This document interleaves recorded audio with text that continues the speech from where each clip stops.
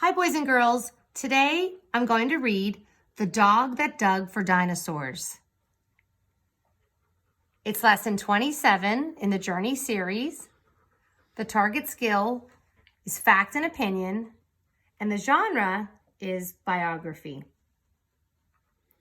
The essential question is, how can you learn about animals that lived long ago?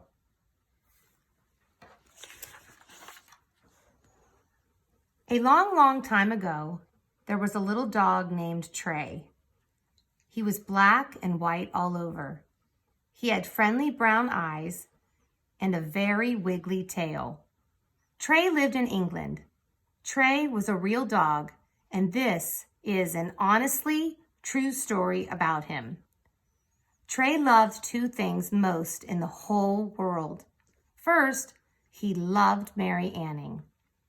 She was 12 years old and lived with her family in a small cottage near the beach in Lyme Regis. Secondly, Trey loved going with Mary to dig for fossils. So, what are fossils anyway? They are the remains of animals and plants that died a long time ago. When a leaf or bone gets pressed between layers of sea mud, it leaves an imprint. After many, many years, the mud hardens to rock. And boys and girls, this is a real photograph of a fossil.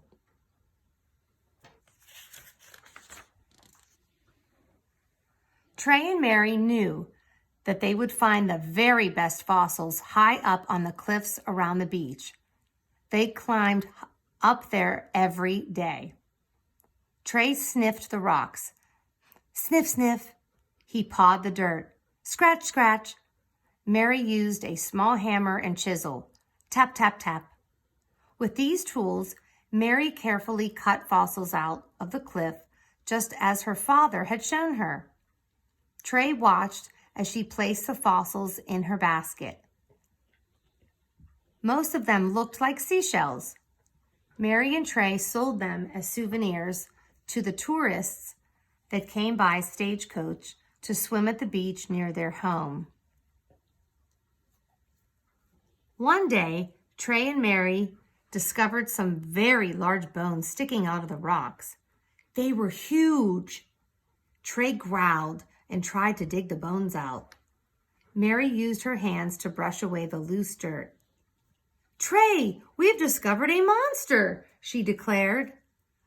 The bones were much too big for Trey and Mary to remove by themselves. "I'll go for help," Mary said. "You stay here, Trey." Trey barked loudly and sat down in front of the bones. He was a very good guard dog.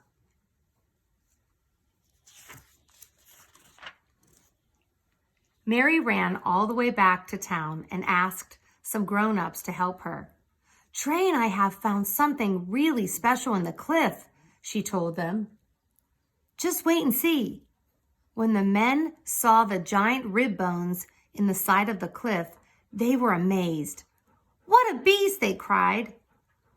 "Look at those sharp teeth." "Is it a crocodile?" one man asked. "Or a stubby whale?" "We don't know what it is," Mary admitted, "but we know it's something special, don't we, Trey?" Trey yipped and wagged his tail. A rich man who lived nearby heard about the sea monster. He hurried to see it for himself. "I'll buy it," he cried. "I will give it to the British Museum in London." "Do you know what it is?" Mary asked. "It is called an," now boys and girls, if you see, there's parentheses with the pronunciation, ichthyosaur, so ichthyosaur. It's a big, long word. "That means fish lizard," he explained. "It's like a dinosaur with fins." The amazing news spread about the gigantic fish lizard and the dog and little girl who had found it. Soon many strangers came to Lyme Regis where Mary and Trey lived. They all wanted to hunt for fossils too. The men wore tall top hats. The women wore frilly bonnets. They carried pretty umbrellas called parasols. Mary shook her head and smiled. She rubbed Trey's soft ears. They watched the strangers together. "They don't have the right tools," Mary whispered. "They are wearing the wrong kinds of shoes. Aren't they silly, Trey?" Trey yipped and chased his tail.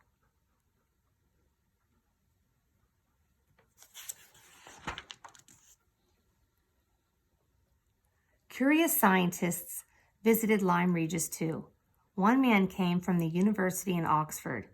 His name was William Buckland. He went to the old carpenter's shop where Mary and Trey sold their fossils. "Can you show me where you found your ichthyosaur, young lady?" he asked politely. "Do you think you could find the exact spot again?" "Trey can find it," Mary boasted. Together, Mary and Mr. Buckland followed the little dog across the beach and up to the cliffs. Trey sniffed the rocks. Sniff, sniff. He pawed the dirt. Scratch, scratch. Suddenly, he yipped. Then he sat down. Mary pointed. It was the exact place where she had discovered the strange fish lizard. "What an intelligent dog," Mr. Buckland declared. Trey wagged his tail.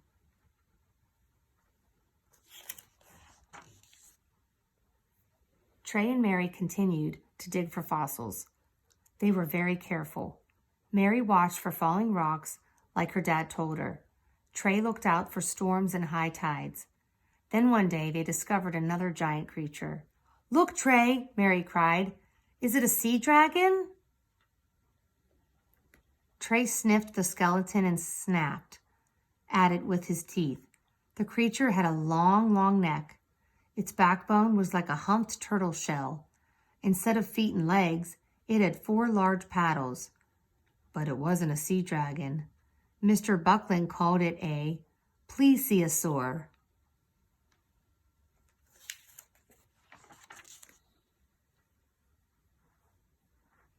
One day, Trey and Mary found a fossil that no one in England had ever found before. This one had huge bony wings like a bat and a long, sharp jaw. Trey growled. "It looks like a gigantic flying lizard," Mary declared. The scientists thought so too. That's why they named it a pterodactyl. That means lizard with wings. Over the years, Trey, Mary, and Mr. Buckland became good friends. They showed him where to find the best fossils in Lyme Regis.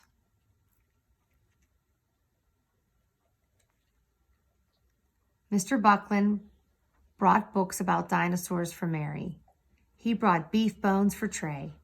Mary, with Trey in her lap, studied her books every day. When Trey's whiskers turned gray and Mary was all grown up, they still collected fossils and sold them in the old carpenter's shop. There were boxes and baskets filled with fossils on the floor and on the shelves. Some of the fossil creatures were so big they couldn't fit through the door.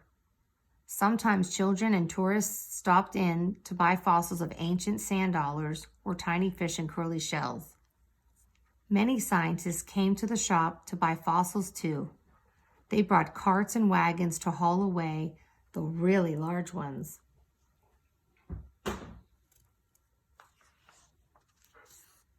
Trey and Mary Anning became very famous.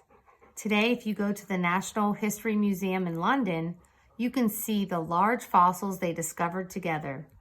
You can also see a famous painting of Mary holding her fossil basket and Trey, the dog that dug for dinosaurs.